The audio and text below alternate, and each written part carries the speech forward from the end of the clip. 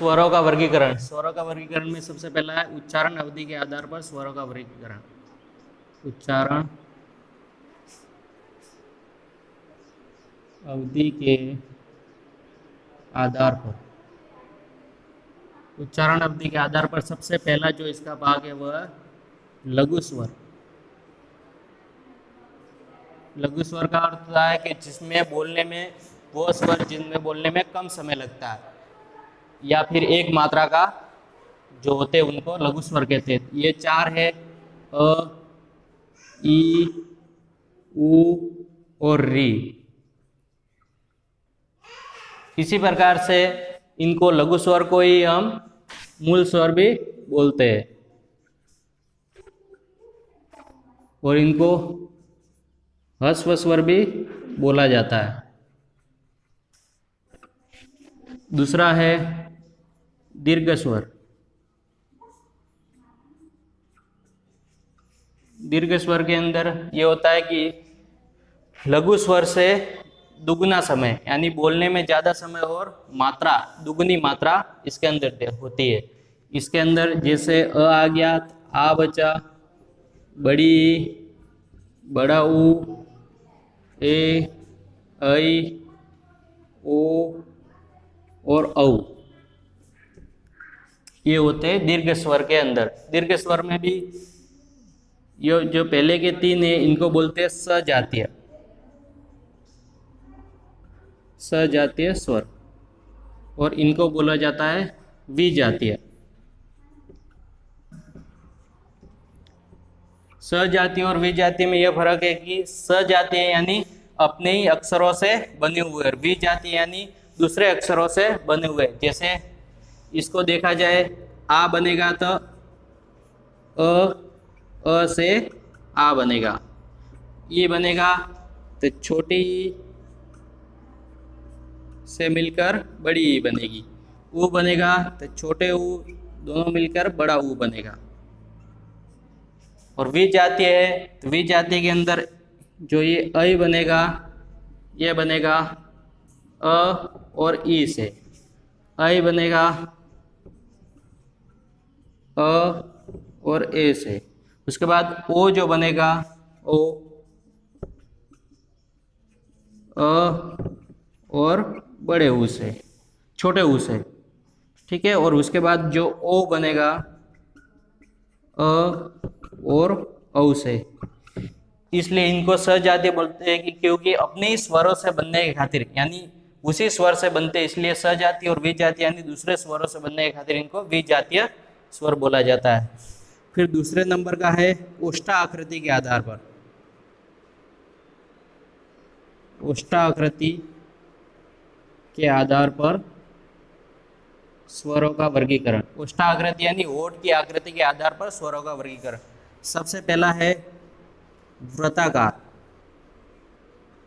वृत्ताकार का अर्थ है कि होठ की जो आकृति है, जिन स्वरों को बोलने पर होठ की आकृति वृत्त के समान होनी चाहिए। तो वृत्त के समान जैसे बोलते हैं तो सबसे पहला है ऊ, बड़ा ऊ, ओ और औ।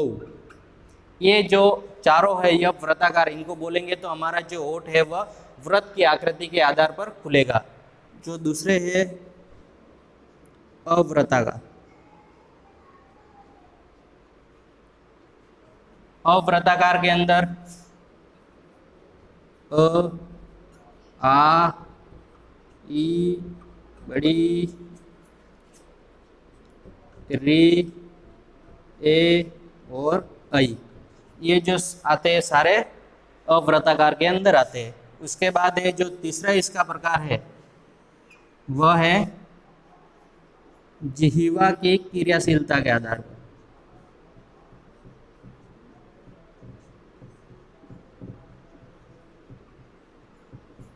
जीवा की क्रियाशीलता के आधार पर स्वरों का वर्गीकरण, यानी जीभ किस तरीके से आगे पीछे होती है उसके हिसाब से इनका वर्गीकरण बताया हुआ। तो सबसे पहला है जो अग्रस्वर, सेकंड है मध्य स्वर, और तीसरा है पच्च स्वर।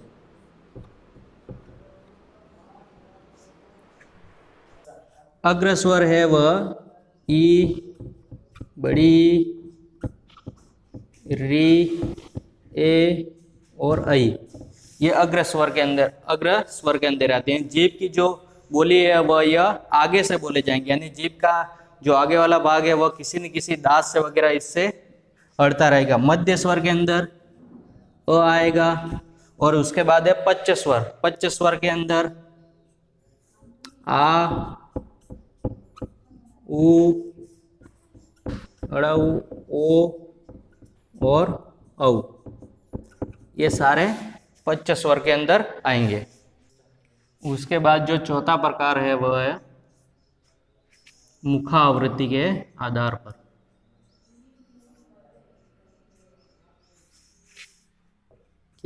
पर स्वरों का वर्गीकरण, यानी मुख की आकृति के आधार पर स्वरों का वर्गीकरण। सबसे पहला है इसके अंदर संवृत स्वर, दूसरा है अर्ध संवृत,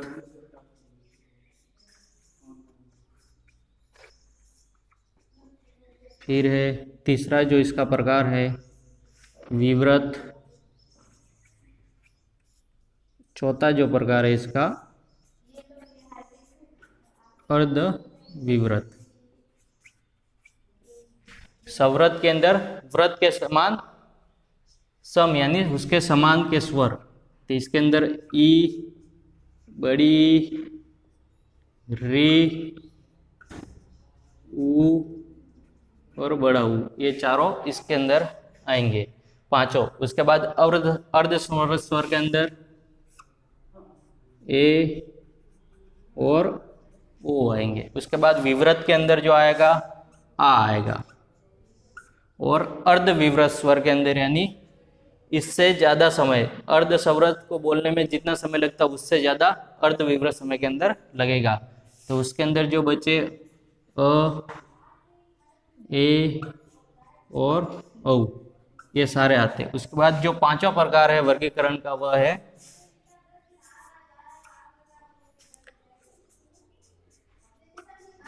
नासिक्य या नासिका के आधार पर।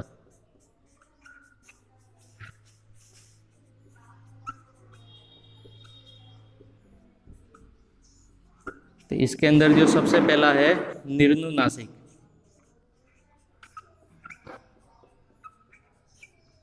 निर्नुनासिक के अंदर सभी स्वर, यानी जितने स्वर है वो सारे सभी निर्नुनासिक के अंदर आएंगे। उसके बाद है नासिका। नासिका के अंदर जो क वर्ण से लगाकर म तक जो इसके जो 5 वर्ग है, पांचों वर्गों के अंदर जो पांचवा वर्ण है, यानी सबसे लास्ट वाला वर्ण है, वो इसके नासिका के अंदर आएगा।